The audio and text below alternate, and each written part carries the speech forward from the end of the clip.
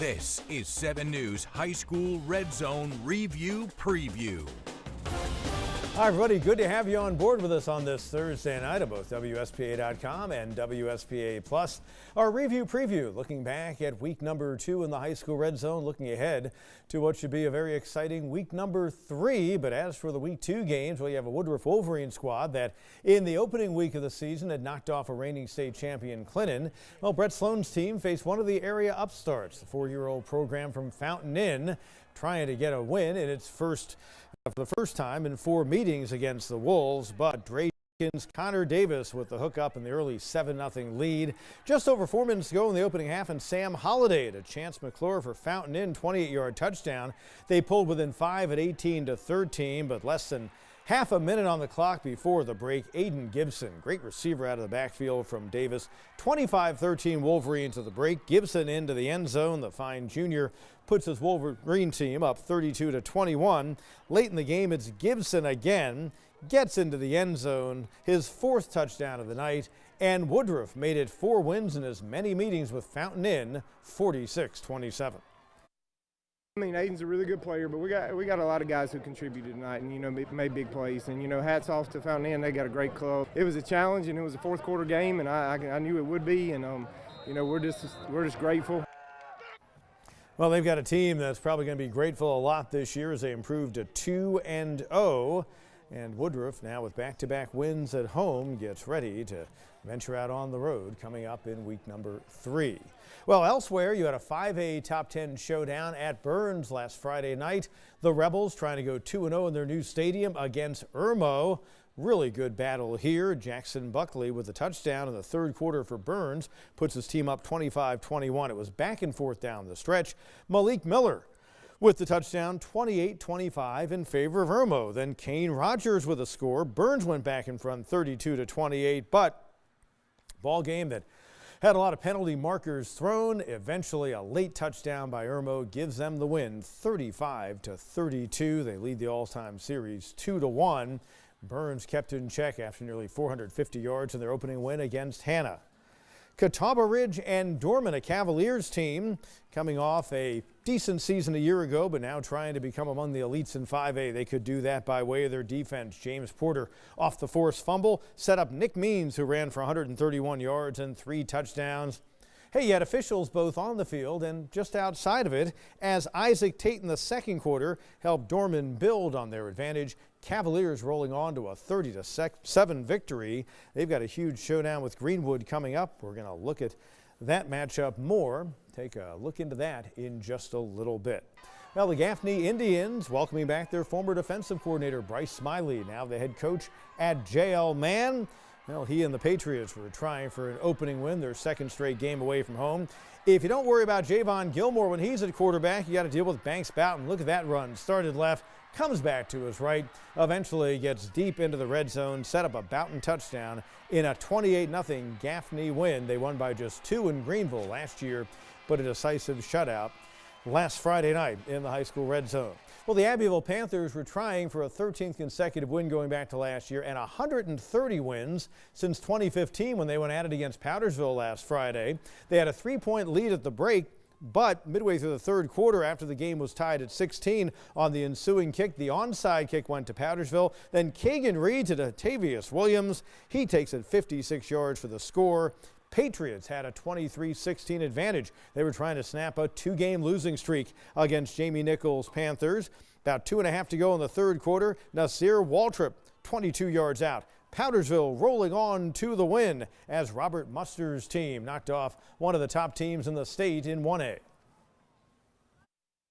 Momentum's a special thing, and I felt like we were able to come out here and not play a perfect second half, but able to capitalize on some things that we weren't able to last week, and improve from week to week, and I think we did that this week. And they did. A Powdersville team that gave up 268 yards rushing to Seneca, bowed up when they had to against a good Abbeville ball club, which will still have a fine season. They do have a tough early season schedule. That's a big win for Powdersville. BHP and Greer. BHP the #1 team in 3A, just ahead of Woodruff. Well, they were trying to get themselves a victory at home against the Yellow Jackets. BHP winning 4 out of 5 going in. Noah Thomas, the 1-yard touchdown run. Later, B.J. Anderson helps them build on their lead with a 1-yard scamper, and Belton Honeypath rolls on to another win in its series against Greer. Greer team coming off a 7-win season last year, their most since 2018, but they're 0-2 to start this year. And that's the 38th win since the start of 2022 for Russell Blackston's Belton Honeypath Bears. So the Greenwood Eagles, we told you they've got a big one coming up Friday at Dorman. Well, they opened their season with a game against Beaufort that made the trip of roughly 335 miles round trip from down near Hilton Head Island. They saw Demarion Roman get into the end zone in the opening half to give the Eagles a 28-0 lead. Tristan Lewis later scrambles just before the break, finds Desiree Christian for the touchdown. Eagles were up 34-0. They roll on to the win, 48-8, back-to-back years with early season wins against Beaufort. And again, we will look ahead to the Greenwood-Dorman showdown coming up later in the show. Malden Mavericks and Boiling Springs Bulldogs played a defensive grudge match, you might say. Malden built an early lead. Boiling Springs trying to get back in the game. Josh Call to Treson Suber late in the opening quarter. The drive ended with a missed field goal. Later on, though, Reddick Langston has his pass picked off by Tyvion Hall. It's a pick six. One of a couple of interceptions in the game for Hall, tied it at 14. Emory Logan trying to give his team a lead with a pass to the end zone, but Tyson Smith of Malden with the interception. That came just before the half. Only points in the second half were 7 put up by the home team, and the Malden Mavericks get a win, winning for the first time in the past 3 meetings against Boiling Springs, 21-14. 27 points in their opening game against Riverside. They matched that number just 3 times last year. Now they've scored 21 to get a win last Friday. Greenville and Riverside, and this one started out Greenville's way, and well, the Red Raiders never looked back, trying to get the first win for their new head coach, Steve Scoot Watson. And on the kickoff return, Jaquan Haygood was up to the task. He'll appear on your screen right there, and there he goes. Cutting away from defenders, made it an early 7-0 lead. Keyshawn Farrow later on a quarterback keeper to provide the early 2-touchdown advantage for the Red Raiders. And Riverside, after beating Greenville twice last year, sees Greenville come in and get a 28-0 shutout victory in a first one under Steve Scoot Watson. Woodbine and Seneca, as the Bobcats have their home opener after a big road win to open up at Powdersville. Gavin Thoma, someone to keep an eye on, connecting with Jack Webb on the long connection. Dun, dun, dun, dun. Anyway, into the end zone, a 7-0 advantage for Seneca. Dated reference lost on younger viewer. Toma later to Elias McGee in a 14-0 Seneca lead. It was all Seneca. They've won 11 in a row in the series going back to 1984. 49-7 was the final last Friday. Spartanburg County rivals getting together. Chesney trying to get to 2-0 for the first time since 2020 against Broome. Well, Carson Gossett recovering the fumble. Or Gossett the fumble. It's recovered by Chesney. Set up an Evan Reese-Lauder touchdown, and it cut the deficit to 28-20 in favor of Broome. Chesney then scored late to force overtime. In OT, Jamison Derryberry and Broome are able to pull it out 35-34 over Chesney. Overtime thriller for Broome as they get set to go play the Spartanburg Vikings. A sample of some of the action from last Friday in the high school red zone. In a bit, we'll look at some more. But first, let's go to our digital studio. We've got a round table. Todd Summers, Mariah Ross, and I chatting about some of the things we noticed in week number 2. So let's first look back. Todd, you got to see Woodruff play, and pretty good looking 3A team against a Fountain Inn Ball Club that's hoping to make an impact in its region. Mariah, you got to see, among others, Gaffney again. We'll touch on that in a second. But first off, Todd, Woodruff has a lot of talent, and I think they're a team that can go deep and maybe bring back a state championship trophy this year, just my opinion. It's been a long time since they've won a state championship there. They've won a bunch of them, but it's been a while. They have the pieces in place. They're not a finished product yet. They've got a tight end that's committed to Liberty, and they've got a running back, Aiden Gibson, that can go just about anywhere he wants to. And then when they played Fountain Inn, Aiden Gibson stood out. He was a difference maker. You watched him play. He scored 3 rushing touchdowns. He had an amazing catch on a receiving touchdown, and you saw the parts that tell you why he's being recruited by a lot of Power 5 schools. He said he had, I think, 15 or 16 Division I offers already. Hadn't decided where he wants to go yet, but if he keeps playing like that, he's going to have opportunities in front of him. So, Mariah, among the games you saw last week, a Gaffney team that got a shutout. They beat their former defensive coordinator, Bryce Smiley, and man. And again, you saw them using a two-headed monster at quarterback, Javon Gilmore, Banks Boughton. You've now seen this quite a bit. You saw them also in a jamboree earlier. What's your take on that?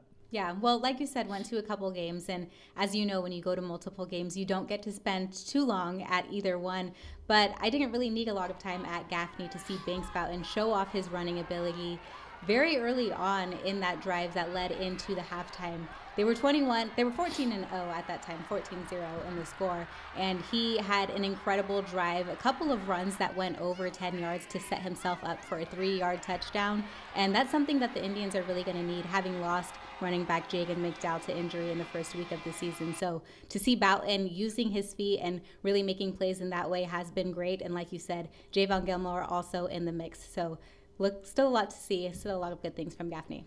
And Todd, I just think the thing that kind of captivates us in all of this is Javon Gilmore committed last year to Arkansas as a junior, and here's a guy who I thought was very good in his first year there. He came up from a school down in Columbia, and I'm just surprised that they would be rotating as opposed to Boughton coming in. He'd been at Greenville, and he was going to play safety and maybe being there as a security blanket. I'm just kind of surprised that they're rotating them. I would completely agree. I mean, I was looking at the 24/7 composite rankings last night, and he's still listed as a top 10 player in the state of South Carolina, yet he's not even playing the majority of his snaps for his current high school team. I've been out there and watched him practice a couple times. He looks the part. He's big. He's a 6'4" guy who can really throw the ball. But when I've watched him at practices and even in some games, he maybe isn't quite as accurate as he could be, and maybe that's what Coach Littlejohn sees, is that, you know, this guy might have a pretty high ceiling, but right now his floor is lower than we'd prefer. And, Todd, we're going to talk about the game you're going to cover in a moment. Quick story, Donnie Littlejohn, last week I reached out to him and I asked, are you rotating quarterbacks? He says, we are. He goes, you know, for years Gaffney's never really had two great quarterbacks at the same time because the guy who was the backup usually left town. And he says, now I do, and a lot of folks are, you know, seem to be up in arms about it. But I thought that was kind of funny. Mariah, you've got among games you'll see this week, Broome playing at Spartanburg. Spartanburg hoping for a win after playing the two 5A reigning state champs, Northwestern and Dutch Fork. You'll see a Broome team that was pesky last week, had to hold off Chesney. Yeah, and Chesney really came out swinging in that fourth quarter of the game. They were down 16, able to get back in the game with the running ability of their quarterback, Evan Lauder. He came back and really showed his toughness in that one, got hit a couple of times, but got right back up, didn't miss a play, didn't miss a drive, and kept it going. The good thing that we saw from Broome is that they were able to keep their heads in it in overtime and eventually pull out that win. That gives a lot of confidence going forward. Of course, they do have a tough battle coming up with Spartanburg. And, Todd, you're going to see what I think could end up being one of the better regular season matchups we have this year in the latest SC Prep Football Media Ranking. Dorman and Greenwood, both top 10 teams in 5A. A lot of talent going to be on the field. Each is unbeaten, and it could put down a marker for a 5A Division I team Dorman and a 5A Division II team Greenwood as to how the rest of the season could set up. Absolutely. I spent Monday afternoon going to Greenwood and then coming back up to Dorman. So I talked to Coach Liner, and he said he loves playing games like this because it gives his guys an opportunity to figure out where they can be exposed and how they can get better when these games really matter. They've played Dorman just about every year for as long as I can remember. They beat them 2 years ago. I think they haven't had quite as much success if you look back in the 10, 12 years of their matchups. But this Greenwood team is really good. They got a quarterback named Tristan Lewis who's committed to South Carolina, where he's going to play either as a defensive back or as a safety. And he looks the part. Big 6'4", 205-pound quarterback for Greenwood. And I asked Coach Liner, I said, do you feel some obligation because his future is going to be on defense, that you need to play him on defense some for the Greenwood Eagles? And he said, absolutely not. My responsibility is the Greenwood Eagles and helping the Eagles win football games, and Tristan playing quarterback gives us the best chance to win. And then I got up to Dorman and talked to Polo Anderson, the safety at Dorman, who's going to be going to Clemson. And they've actually put him on offense a little bit this year. He's in a Wildcat set. They used him against Greenville, and he scored a short touchdown in that. And he said Coach Morris came up to him and said, you know, what do you think about maybe playing a little bit on offense this year? And he said, really? Can I be a wide receiver? He's like, no, you're going to take a direct snap and go straight ahead. But, yeah, it's It should be a great game. It's at Dorman. Greenwood's going to come up and give them everything they can handle. I'm anxious to see who comes out on top because I think these are two of the better teams in the Upstate, certainly. Coming up, we've got much more action for week number 2 in the high school red zone, including a Mountain View prep team trying to continue their pace.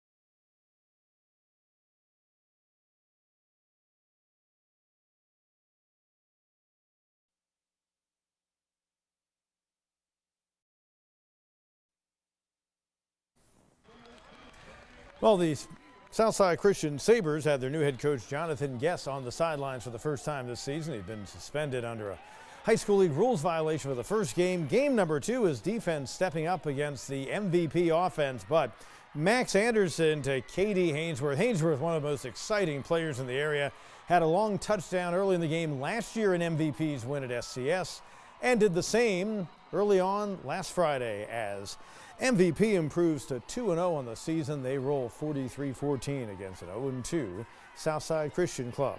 Welcome back to the show. Well, some rivalry games around the area last Friday in the high school red zone. So as for reviewing the action, how about the battle for bragging rights in Lawrence County? Clinton trying to keep them after winning the past 4 against the Lawrence Raiders. Chris Boyd with a nice run set up a Lincoln Alexander touchdown. It was part of a dominant performance for Corey Fountain's team. They roll 50-0 to get to 1-1 on the season. They avoid an 0-2 start. That last happened for them in 2019.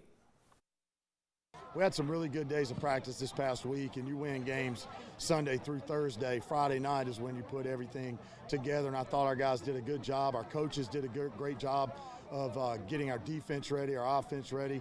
We still got a long way to go on some special teams aspects, but we're going to get that fixed, and we're just trying to get better every day. And the Lawrence Ball Club just 3 wins over the past couple of seasons. Year number 2 for Greg Porter, off to an 0-2 start, but no doubt he will have them improve before this year is done. Another rivalry showdown. Easley makes a short trip down Highway 8, takes on the Wren Golden Hurricanes. Wren trying to make it 6 straight and 8 out of 10. And when you get runs like that from Muntu Brown, 40-yarder for a touchdown, well, it can make your night easy. Colin Murphy off the handoff. That's a 20-yard touchdown. Wren built a 40-14 lead in the third quarter and never looked back. Wren, after getting a 42-0 opening win against Palmetto, beats another close-by school, putting 50 on Easley last week. 50-21, Wren's 2-0, Easley's 1-1. St. Joe's and Chapman ended up playing a barn burner. The Knights in the third quarter, Mac Rambo. Well, Rocky's nowhere to be found, but Rambo sure is. He made it a 21-7 game in favor of St. Joe's. Bryson Cothran to Tegan Cantrell. Cantrell, an exciting player, sprints down the sidelines. One defender eventually able to catch him. That set up a Josiah Copeland touchdown. Made it a 7-point game. In the end, St. Joe's able to pull out the win 35-34. They avenged a loss last year. And Chapman's 0-2. St. Joe's is 2-0. Eastside trying to get off to a 2-0 start after an opening shutout win against Southside. They travel to Carolina. And DJ Brown at a punt return for the Trojans. 80 yards on the run back. And Brown gets it to the end zone, but Eastside coming back quickly and getting a 40-yard pick six by Christian McDowell. And the Eagles are 2-0 as they move on to the 49-15 win. Emerald trying to get to 2-0. An Emerald team that came off an opening shutout win against 96 in that road white with a purple helmet, sharp looking uniform. Early touchdown for the score. Emerald never looking back against TR, which was trying to get to 2-0. Bo Height and Colson Marino with the score, and Emerald moved on to the win 28-7. They've got a big one coming up against Woodruff this week in the high school red zone. Pendleton a year ago beat Keenan by a 12-8 score when they played at Newberry College. We were there on the Bulldogs home field on Friday night in the high school red zone. Dax Allen and Sam Jennings.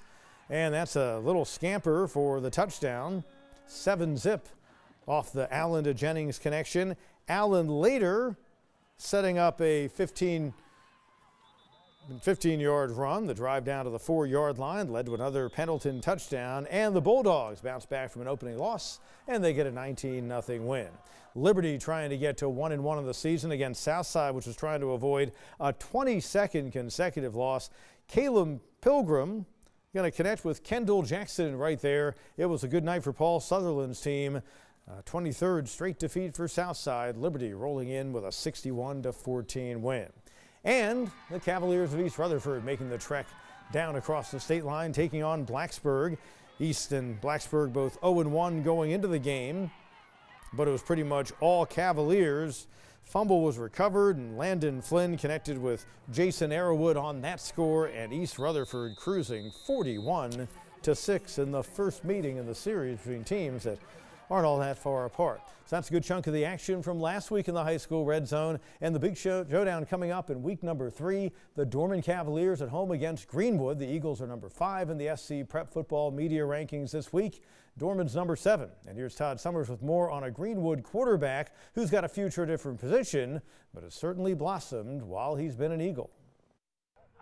In the middle of July, going into his senior season, Tristan Lewis got a call from Gamecock head coach Shane Beamer. An offer followed, and Lewis committed on the spot. South Carolina took a shot on me, and I appreciated that. And I just went ahead and committed. And, you know, now I can just focus on the team, get ready with the team, and have a good season. I just love South Carolina. Coach Beamer, just a great coach and all. I went to the camp. It's all fun. While Tristan shines for the Eagles on Friday nights in the fall as a playmaking quarterback, he committed to the Gamecocks to play in the secondary.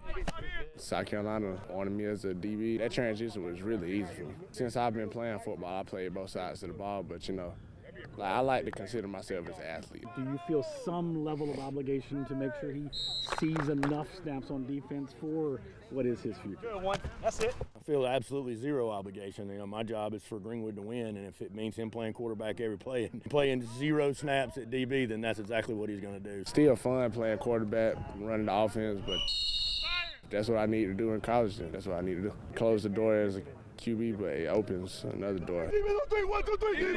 We are actually planning on playing him some at defensive back as it gets into the later months when it's win or go home type situations. And coming up, we wrap up the review preview with our plays of the week from week 2. They're just ahead.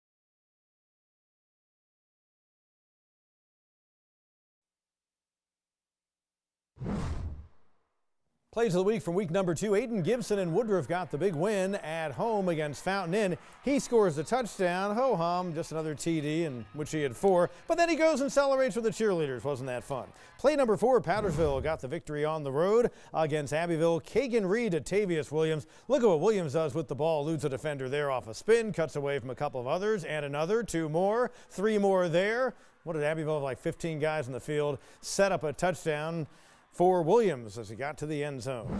Play number 3. Well, Boiling Springs lost its game at Malden, but Dennis Glenn, imposing Kamari Cannon, gets thrown down. Play number 2. Gaffney's got a second quarterback in Banks Boughton, so he rotates with Javon Gilmore, and he's going to make a nice run to the left. But how about a run to the right at the same time? A 2-for-1 for Boughton, who's helped bring some energy to the offense of the Tribe. And play number 1, Connor Davis delivers the pass. Aiden Gibson just takes it away from the defender for a Woodruff touchdown in their victory over Fountain Inn. Join us at 11 o'clock Friday on Channel 7, 11:35 on the CW62. Week number 3 in the High School Red Zone, a full hour recapping the night in area high school football. That's going to do it on the Review Preview. Thanks so much for joining us. We're here each week at this time on WSPA.com and WSPA Plus. We'll see you next time. For now, Pete Yanity saying so long.